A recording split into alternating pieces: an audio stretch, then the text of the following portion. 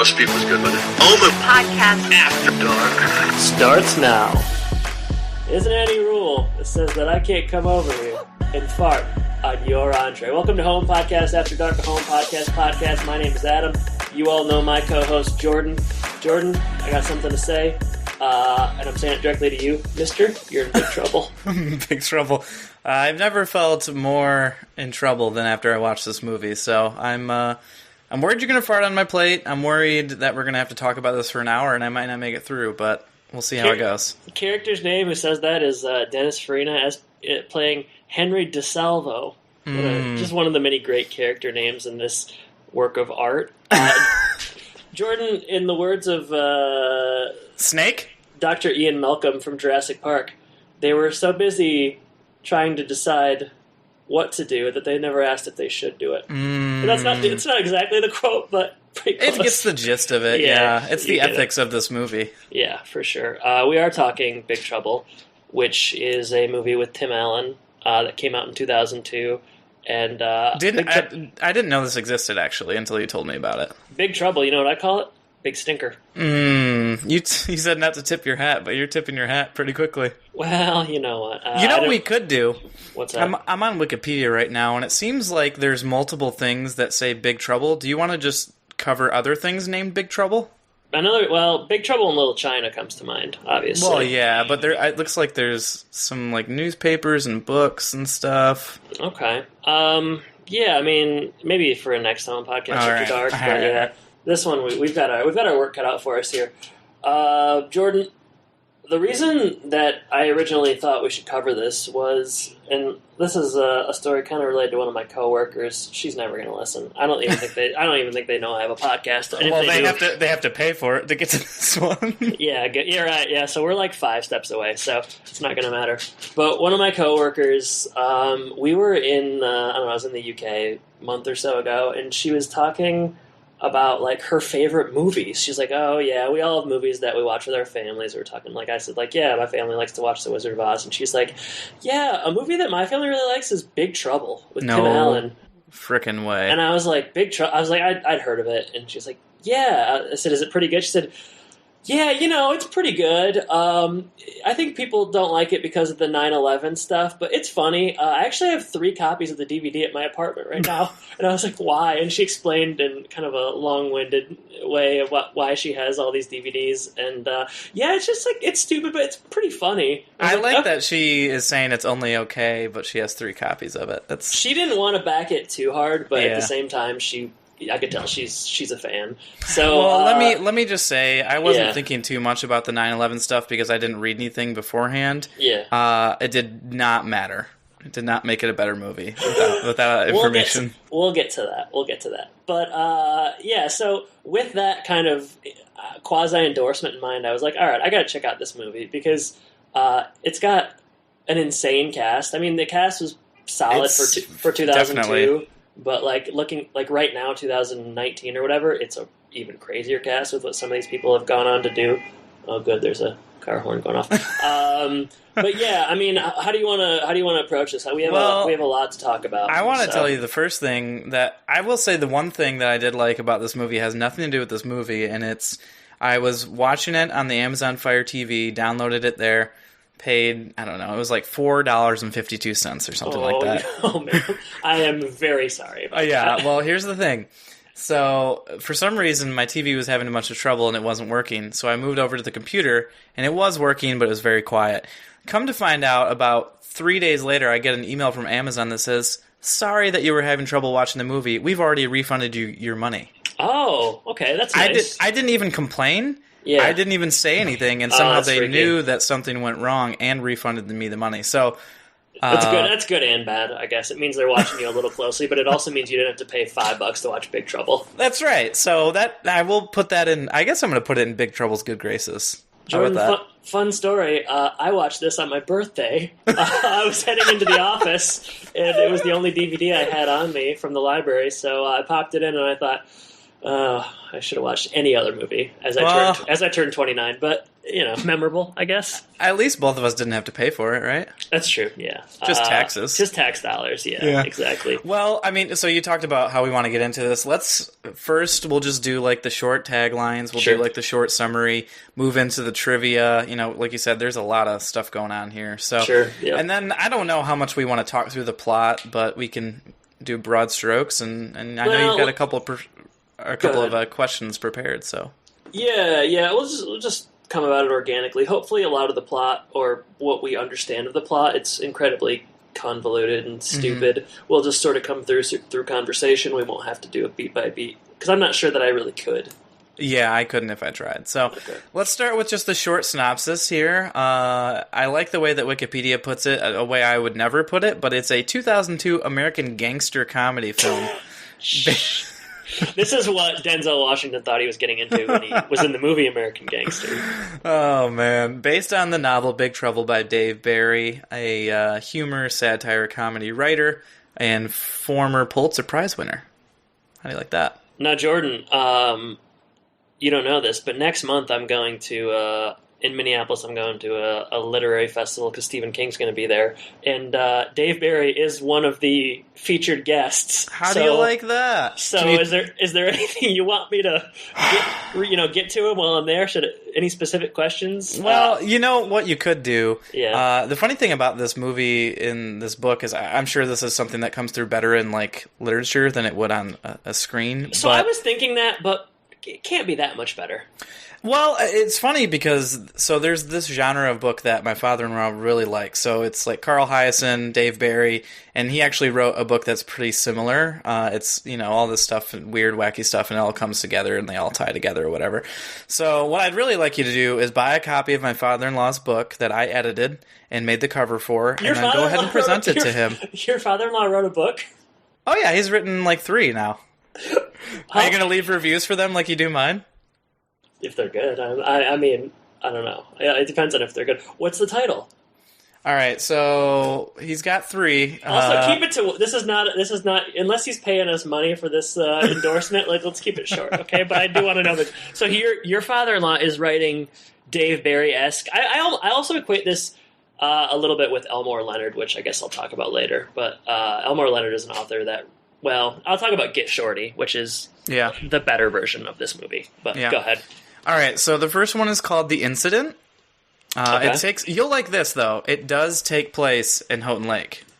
I do like that, yeah. I could probably get you a free copy if you want. So. I would love a free copy. Yeah, quick, what is just a quick summary. Well, yeah, I'm on the Amazon page right now, so I can just... It says, after Clemson Armbruster is abandoned by his mother and father in Houghton Lake, he fends for himself by running a night crawler business and a salvage operation with only a bike for transportation. A series of zany events unfold that change Clem's life forever and enable him to exact karmic justice against Benji Tyler, who years before caused Clemson to endure a horrifying and traumatic incident. That does sound like this. Couple notes. Well, not notes, but thoughts. Just a bike at Houghton Lake, you're in trouble, man. That's some rocky terrain. Well, luckily, I mean, I don't want to give anything away about the incident. Does he get a car? He gets an upgrade pretty quick, so that's good. Does he get some wheels? The second book that... Hey, I said keep it to one. I'm not joking. You talk about the other one another time. Oh, hey, the third one's based on the Flint water crisis. Oh my God. Why would you tell me all of this? Well, I mean... Why would you tell me this now? Okay. All right. How are you going to get away from that one? So this is your wife's dad? Yeah. I helped him edit all these things. How long are they? They're novel length. They're impressive. Yeah, they're impressive word length, word count. I mean, they're good. They're good stories. They're not my necessarily type of books, but they fit right in with like the Dave Barry, Carl Hiaasen type of genre. Is he selling copies? You know, he's not pushing them enough. That's the problem. I'm trying to get him to do some more marketing, but he's busy. You know, he doesn't have time for that right now. But I thought he was retired. Well, no, he's working. He works okay. full time. So Oh, never mind. Well, there's clearly a lot I don't know about your father-in-law. No. And you know what? I think that is big trouble for me. that is Back Big to Trouble. the movie. Back All to right. Big Trouble. Trouble. That's crazy. That was good. That was worthwhile. Man, I did not know. That's crazy. So if you Yeah. can get the incident and pass it along to Dave Barry, that'd be great. Clemson Armbruster? Yeah, there's also a second one, a sequel to that coming out sometime. So Clemson's Revenge? we'll find out. Oh. Do you want me to read the IMDb short synopsis of this film? Sure. The lives of several Miami denizens, from ad agents to gun runners to street thugs to law enforcement to school children, intersect with humorous and dangerous results. That's crazy. Sorry, something turned on in my computer while you were talking. This is a fly-by-day operation. Humorous results. Yeah.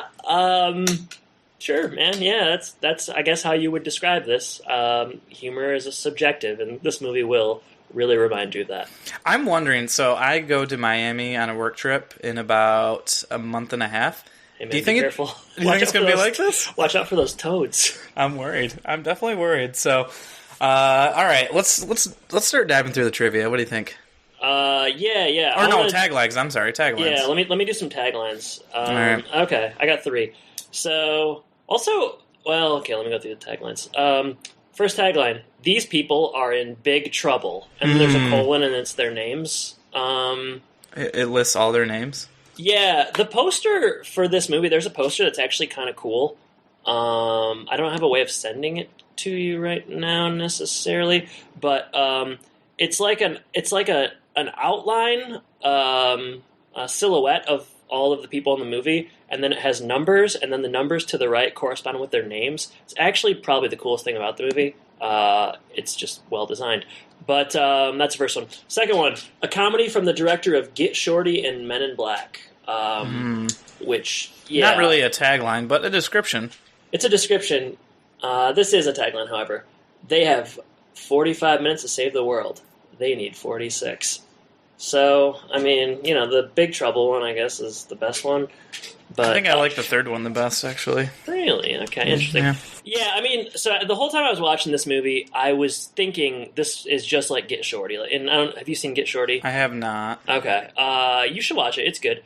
It is what this movie, if this movie were to be effective and work and make sense, it would be Get Shorty, but it also has better actors. But yeah, this movie has a definite like Get Shorty vibe, and I was kind of surprised to find out, or I shouldn't have been surprised to find out that Barry Levinson, the director? I think it's Barry Levinson. Barry Sonnenfeld? Barry Sonnenfeld. Barry Levinson, someone different. Barry Sonnenfeld, also directed Get Shorty. So that is so much better than this movie. That movie is cool. This movie is drool. So what do you got?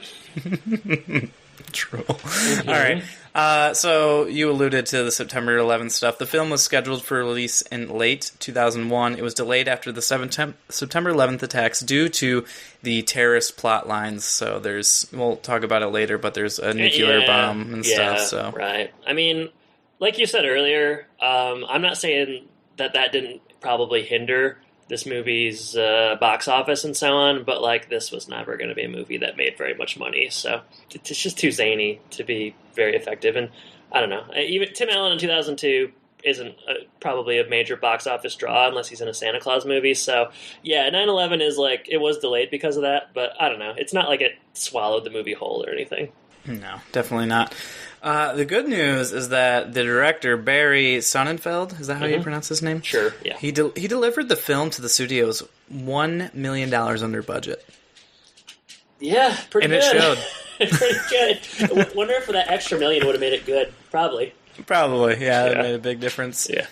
All right, some other interesting ones. There's quite a few. I'm just kind of skipping through a few of them. So...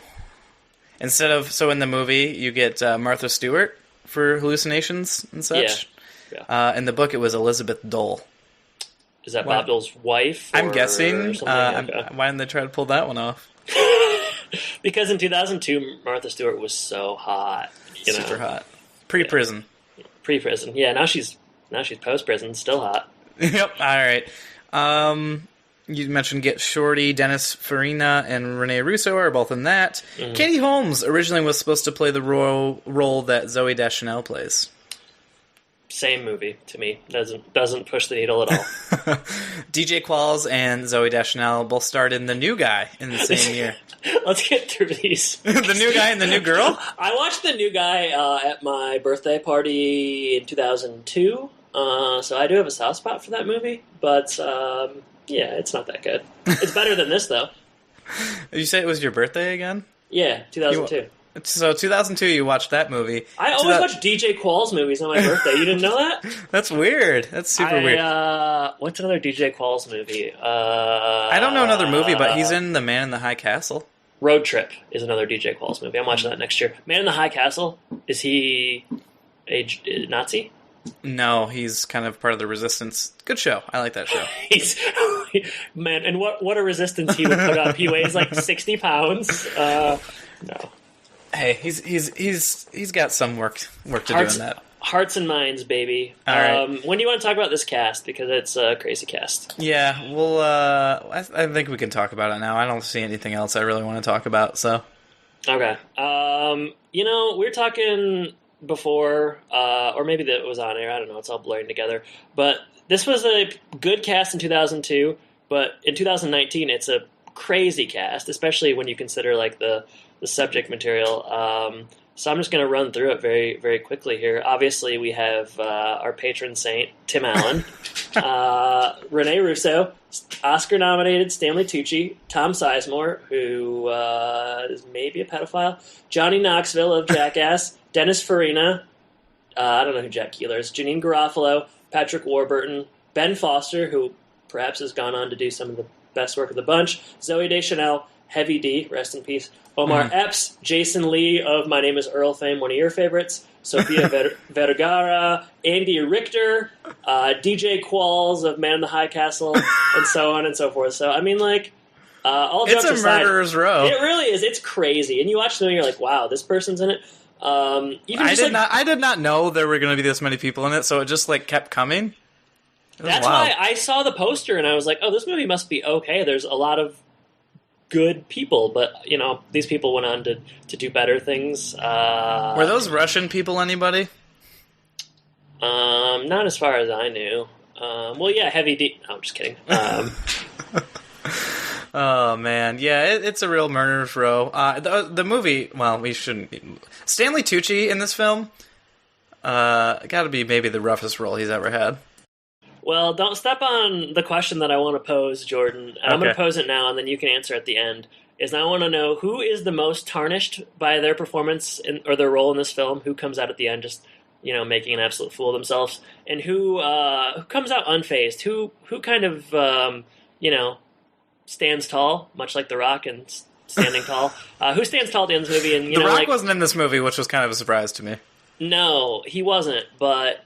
it would have been better if he was. But yeah, so who is most and least tarnished by their role in this movie? That's what I want to know at the end of the show. So be thinking and I'm going to put that. to you, who is actually the funniest in this film?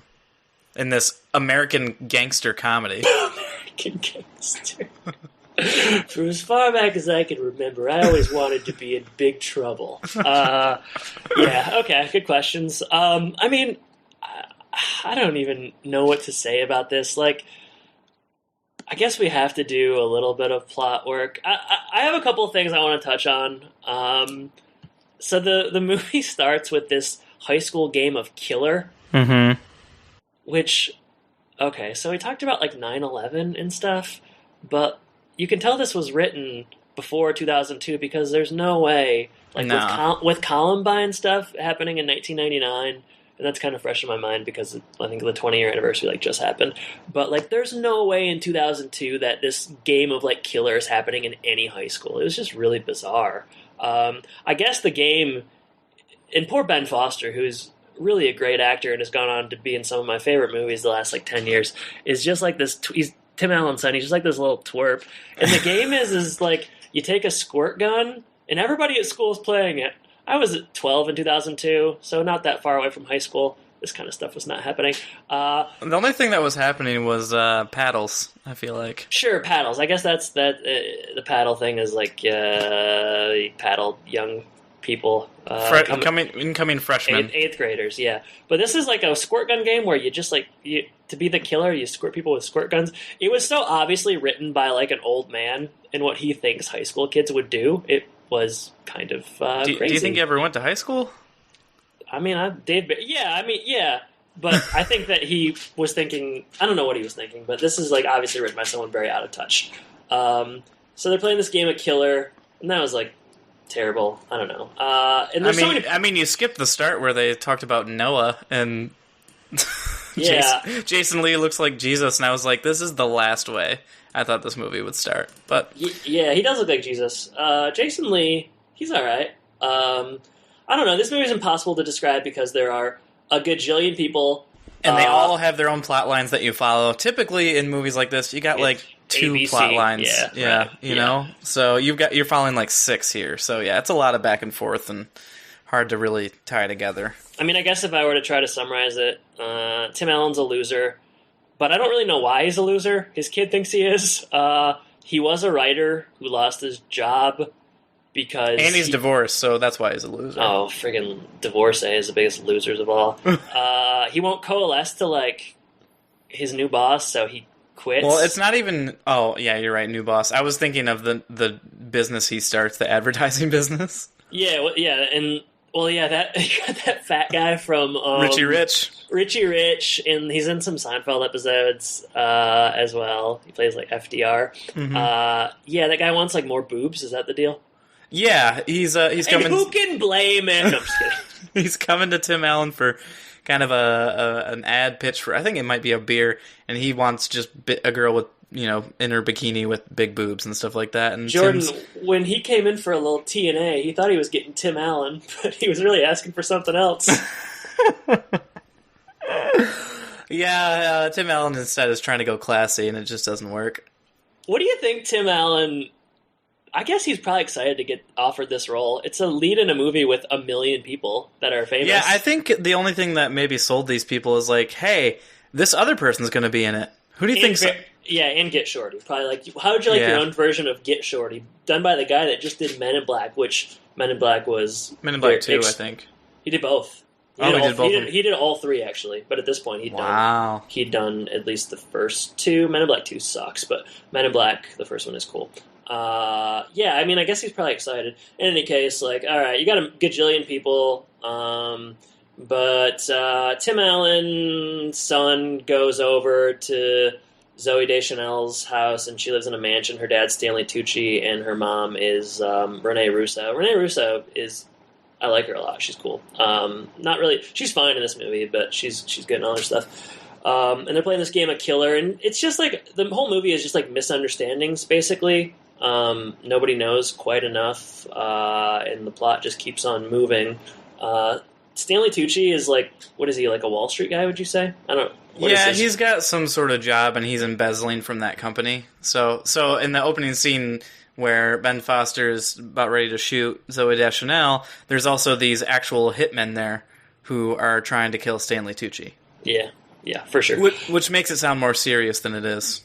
There is not a single part of this movie that's serious, even when they have a bomb on an airplane that's about to go off. It's still not that you're still not that worried about it.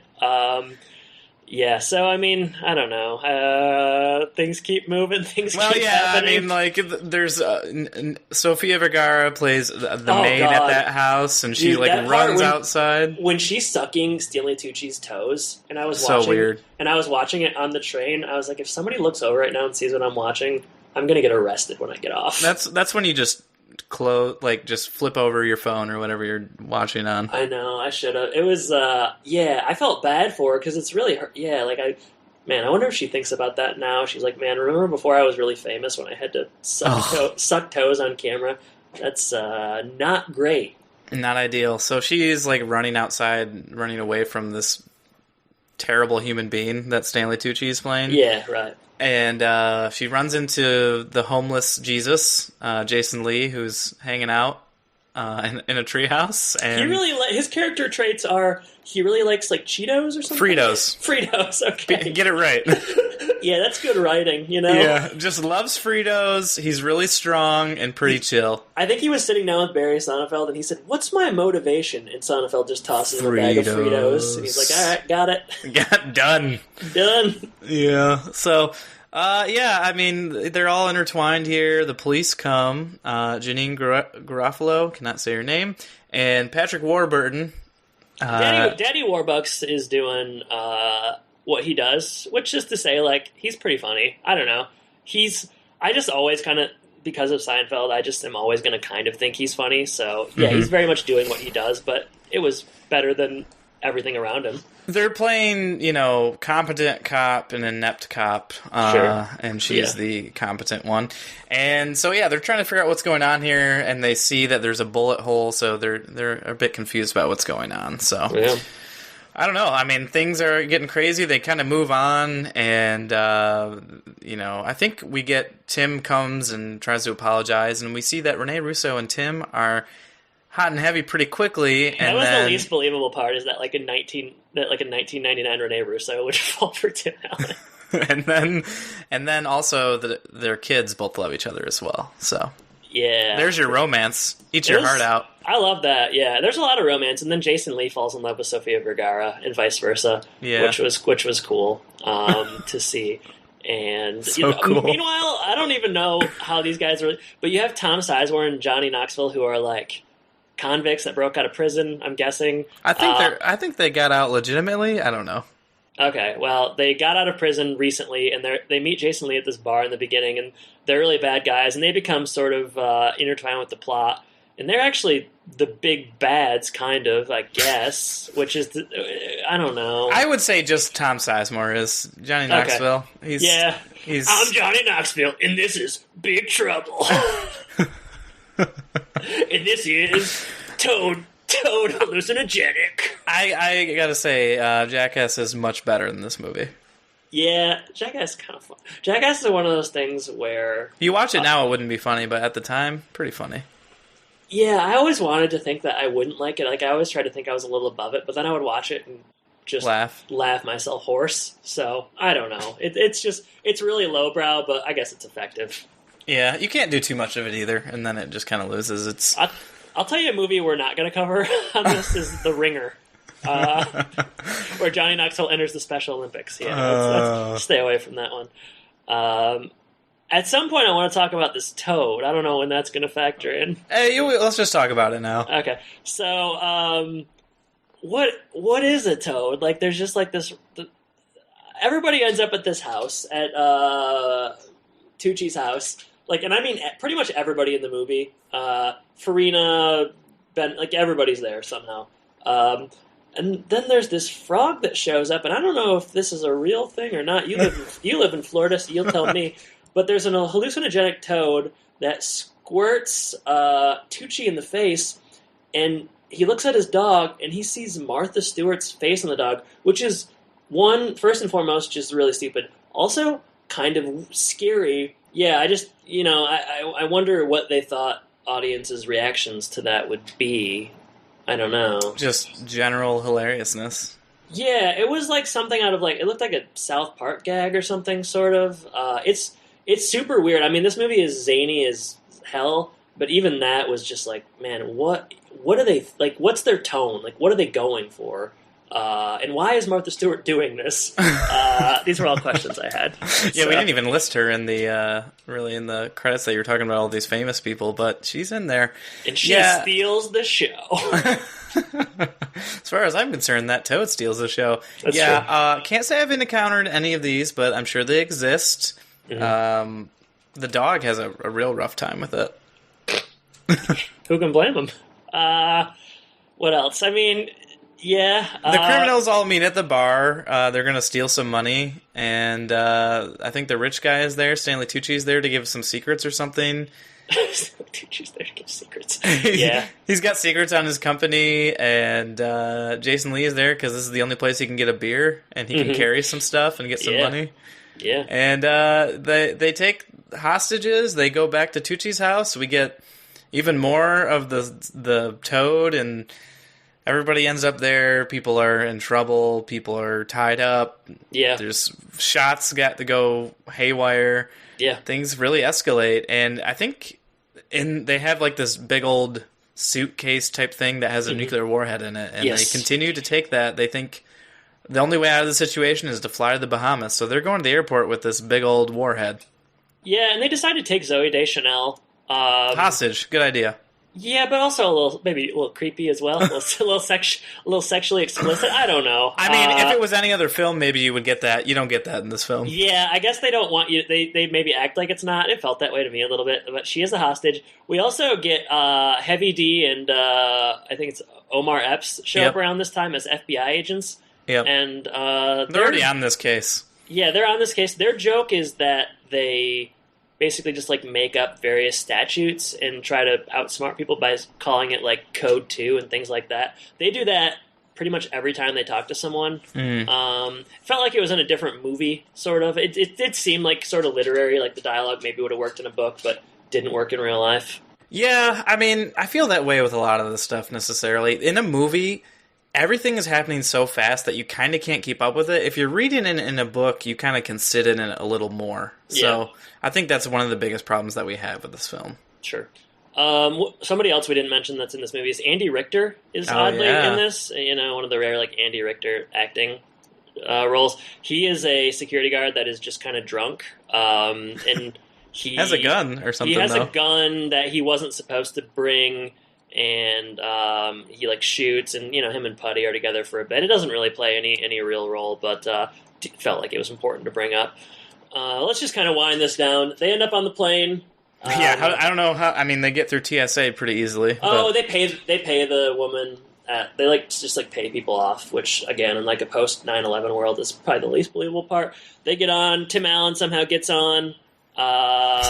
You know, he runs on. You should say. He runs on. They have 45 minutes. He needs 46. I don't know. Everything works out. He throws the plane out. He throws the bomb out the window. It explodes, and no one dies somehow. No one dies, which you know that's what happens in these kind of movies. We pick up, and you know, it's mostly a pretty happy ending. I think it does that thing where. You know, we're not even going to talk about the Florida Gators joke, but there's the thing at the end where they try to wrap up, like, where are these people now or what happens to them. So they're like, so-and-so, blah, blah, blah, blah, blah, and did this, and that's how it works out for them. But they only do it for, like, 2 of the actors. Yeah, they need to do it for everybody. We know that Tim Allen and Rene Russo are together, correct? Yep, that's right. And I think their kids are together as well. That's going to be weird for people. Yeah. Presents some questions. What's his face? Sofia Vergara and Jason Lee live in a treehouse? Or am I making that up? I think you made that up, but I think they are together as well. Okay, I felt like there was a treehouse involved. What else? I don't know what happens to Stanley Tucci, but I'm guessing he's in trouble. In the end, he sees Martha Stewart's head on a dog again, or like on a turtle or something. I remember that. So he's in trouble. He's going to jail. Snake dies. Oh, Arthur. Oh, here on Wikipedia, Arthur is handcuffed and tormented by his dog. Eddie goes to prison outside of Jacksonville, but becomes friends with another dim-witted inmates. Eddie is Johnny Knoxville. Yep. Snake. You said Snake dies. Snake is attached to that bomb when it goes off. So good. That's what we want. And then Dennis Farina, he's ready to get out of there. But isn't there a gag with Dennis Farina where, like, I don't know, he keeps running into like goats or something? Well, I think they're from out of town, and they're just like, Miami is so weird. They encounter these like weird. They're like always talking about Florida Gators and this like trivial conversations. There's goats everywhere. There's these killer and hitman stuff going on. And I've been to Miami. It's not that weird. No, the farting on the plates and stuff. So yeah. So I can understand why he wants to get out of there. And he has. We didn't even mention his sidekick, did we? No, I don't know that guy's name, so I skipped him. He must be not that famous because I don't know him. But he's there, and they're just having fun. Yeah, Jack Keeler.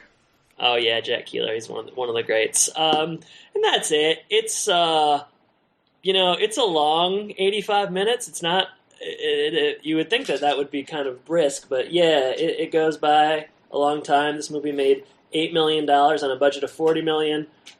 People involved are blaming September 11th. I'm blaming writing, performances, direction, everything else. Dave Barry, just most of the creative people involved. And that's it, Jordan. I mean, it's bad. It's probably one of the worst movies it's definitely the worst movie I've seen this year of all the movies I've watched. I'm at probably like 60 this year. Let me ask you. Yeah. So there's a few differences between the movie and the book. Do you think this would have made it a better movie? The ending is drastically different in the book, with Walter being left handcuffed with Arthur. Who's Walter? Walter is... Must be a different... Patrick Warburton. Okay, yeah. So he's with Arthur. They're stuck together. That sounds funny. And then Henry and Leonard fight off an escaped pet python at the airport. That sounds like something that would have been in this version. I'm not sure that makes it any better, so I'm going to say no to that. Oh man! Oh, we didn't say as well that Patrick Warburton, his thing at the end is like at some point he's running through the airport naked. Yeah. Oh yeah. And he finds out he really likes this and becomes a male stripper. This movie is so stupid. Like it's just like so stupid because it sounds like we're making stuff up. That's what it sounds like. It's like it's just like so.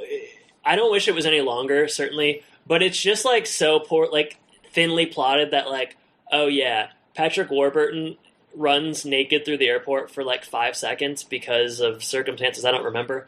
Therefore, at the end, he has to become a stripper because something happened for like 3 seconds earlier in the movie. It's like the cause and effect is, I don't know, absurd, I guess, for lack of a better term. It just doesn't add up. It's supposed to be like that. Like, that's kind of this type of book. But again, I just don't think it works in the movies at all. Yeah, it assuredly does not. Not in this one, at least. Not in this one. And I don't know if I'll watch it. I don't know if Dave Barry has any other, movies based on his stuff. I'm not sure I'll check out another one. But, I don't know. Your father-in-law, if that ever becomes a movie, I'll check it out. Maybe you should go talk to him and ask. Yeah, maybe I will, Lois. Maybe I will. I'm not even going to ask you how they would make this better because I don't think this could have been good. Yeah, just don't make it. The source material is bad, so like I don't even really blame you can't blame the cast because it's like these are relatively competent actors, so I'm not even going to ask that. But I will return to my question, Jordan. Who is the most and least tarnished by their performance in this movie? Most tarnished, I kind of mentioned it earlier, so I guess I'll say it again. But poor Stanley Tucci. He's got a despicable role and really has nothing. It's just really degrading on every level. It's embarrassing. I'm sure he has never watched this movie since I'm sure he's never seen. You don't think he just looks back and is like, this is some of my finest work? I mean, that's my answer as well. It's just like it's just so comical and just he's like a cartoon and buffoonish and he's sucking toes and he's bad in it. Like I don't know that the role could ever be good, but I'm not going to also say like it's all the writing. Like he's just not very good in it, and it's fairly embarrassing. So I got to say he's probably the most tarnished in this movie. Yeah. Let's hear your least tarnished. I'll say Dennis Farina. Okay. Mostly because like he's just kind of doing what Dennis Farina does in most movies he's in. Like he's always playing like a New York / Chicago mafioso type that's kind of calling the shots. And he I mean like the jokes are bad or whatever, but like I don't know. He just like I guess I kind of like that shtick. I like what he does. So he was sort of a welcomed addition to the movie, and he's just like doing his regular stuff. So what do you think? Yeah, I think that's a good choice. There's a few people who I think like just end up fine. Like I think Janine Garofalo is fine in this movie. Like she doesn't have much to do, but she doesn't stick out like a sore thumb like Stanley Tucci does. Jason Lee has a bigger role in the film, but again, I don't think like I think he does the best that he can with a character that just loves Fritos. Yeah. So what are you gonna do there? Right. And Jean Garofalo and Omar Epps kind of play the same role for me. They're just kind of like not in it as much, just kind of play like the straight-laced cop kind of thing, and who just kind of either makes fun of their partner or just kind of goes along with it. So I would say Putty is pretty good as well. I was gonna say, okay, so let's talk about the funniest people in this film. Yeah. For me, it's Patrick Warburton. Even with all the stuff that's going on, he just makes me laugh throughout this film. Mm-hmm. Yeah, for sure. I would. I thought the Farina stuff was good, but I already kind of touched on that, or I thought that was funny. He's probably the most joke. That's the only instance where they're going for humor, and I think it's sort of working. Is with Patrick Warburton. The other stuff is kind of I have a relationship with these people from other movies, so I kind of just like them or appreciated seeing them. Did not like Tom Sizemore, but I've never liked Tom Sizemore in anything, so that was not especially surprising to me. Oh, man. What a brutal role for him as well. Born in Detroit, Michigan. I didn't know that. They can have him. Also born the day after my birthday. Hey, Jordan. Detroit versus everybody. DVE. Right. Hey, I heard Detroit is becoming revitalized. I've been hearing that for back from the dead. My whole life. It seems like it. How old am I? Yeah, that's how long I've been hearing it. All right. Can we ask? Can I ask about what do you think about Tim Allen's performance in this film? It's not very good. It just doesn't. There's no nuance, but and I kind of think well, you know this. We do home and podcast together. We sort of think that Tim Allen is an actor with some depth, and he can play emotions pretty well. I think Tim Allen is, generally speaking, an above average actor, and this is just sort of action Tim Allen. He doesn't ever have any time for emotions or anything, so he's kind of just running around like a chicken with its head cut off most of the time, like everybody in this movie. So I know earlier I said that Tucci was bad. In addition to the source material, his performance is bad. I'm gonna give Tim Allen the benefit of the doubt and say that for him, I think that the performance is just pretty paint by numbers, okay, but that the writing doesn't give him a lot of room to work. Yeah, it's funny. He's prominent on the posters and on the box and stuff. I don't feel like he has a very big role in this film at all. If you had to put people on the box for who has the biggest role in this film, who would you put? I would put Tom Sizemore. Tucci and Sizemore? I don't know. I feel like he's in it all the time. Yeah. And then, I don't know, maybe Jason Lee? Yeah. I guess I get the idea that the poster is really setting up that this is this is a movie with a lot of famous people in it and everybody kind of gets their due, and that shows up in the plot. We're following a million different people. But, I guess, I don't know, was Tim Allen the biggest star at the time? Must be, and that's why he gets the lead. But, yeah, he definitely... Well, he's the Dave Barry surrogate, I guess. I'm guessing. I'm assuming that's what they're doing, because, he's a writer, and Dave Barry's a writer in Miami, so I guess that's kind of the idea. But it's not like Tim Allen has, a lot more screen time than anybody else. So, yeah, I don't know, it's just okay. Big Trouble, just okay. I don't even think it's that, but... Well, we should talk about reviews and reception. Let's do that. Okay. Jordan, I have a review here from RogerEbert.com. This is written by Raj. We like to call on him. He gave it 2.5 stars out of 4. No, wrong, yeah. Roger. I know, yeah. I'll just read the last paragraph because that kind of summarizes his overall thoughts. But he's pretty forgiving. I think it's a little bit of... I think maybe he's buddies with Dave Barry, or he kind of likes Dave Barry's writing, so he's a little bit more forgiving. But here we go. Are you ready? Yeah, I'm as ready as I'm going to be. All right. This film has been directed by Barry Sonnenfeld, who made Get Shorty. It's not in that class, indeed. It seems so crowded that it sometimes feels like the casting call for an eventual picture not yet made. But it has its charms. It's the kind of movie you can't quite recommend because it's all wind-up and not much of a pitch. Yet you can't bring yourself to dislike it. Disagree. A video or airplane or cable movie, originally scheduled for an autumn opening, it was pulled from release after 9/11 because it involves terrorists and a nuclear bomb. But these are terrorists and bombs from a simpler and more innocent time.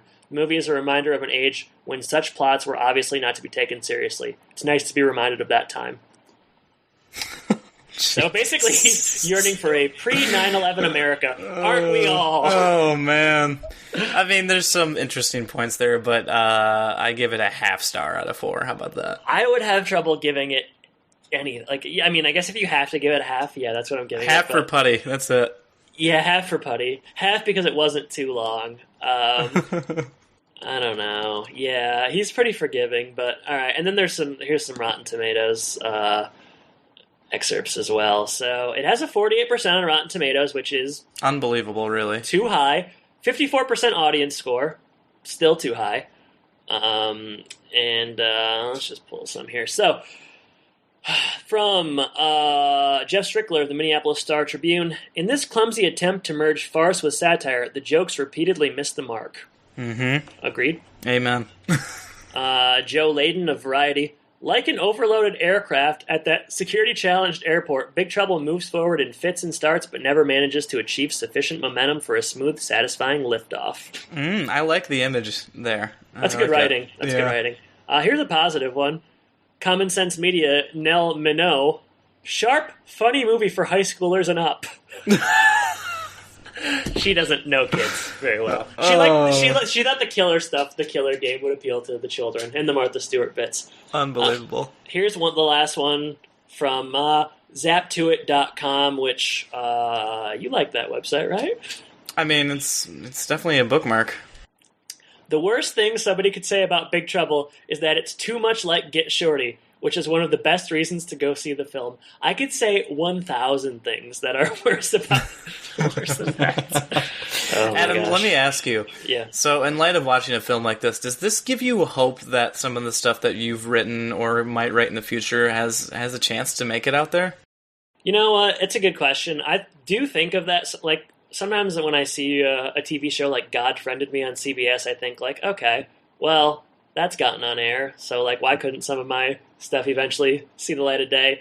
So, I mean, not really so much with this, but some things do give me hope. But being that this is, like, based on a book that was really popular, I mean, I guess anytime I see something really bad, I guess it gives me hope for my own talent and so on. But, yeah, I mean, I would say it should give your father-in-law hope, because if this can get made, then his Houghton Lake movie can get made. My guess is it stops there, because, what did you say, it had a budget of $40 million and it made 8? Yeah.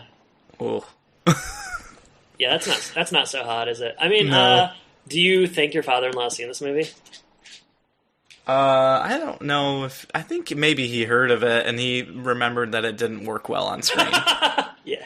Well, That's the way he said guess. it, so... Safe guess, yeah. Is there anything else that we need to cover here? Well, I mean, we should say... Would we recommend this to home improvement fans? Nope, I wouldn't. Not for 1 second. I wouldn't recommend this to a soul. I would say it was kind of filthy language-wise, too. There were so many GDs in there. It was crazy. I don't notice that kind of thing, but I'll take your word for it. Well, I mean, if you're thinking of, like, the home improvement type family audience, like, no way. Not in a million years.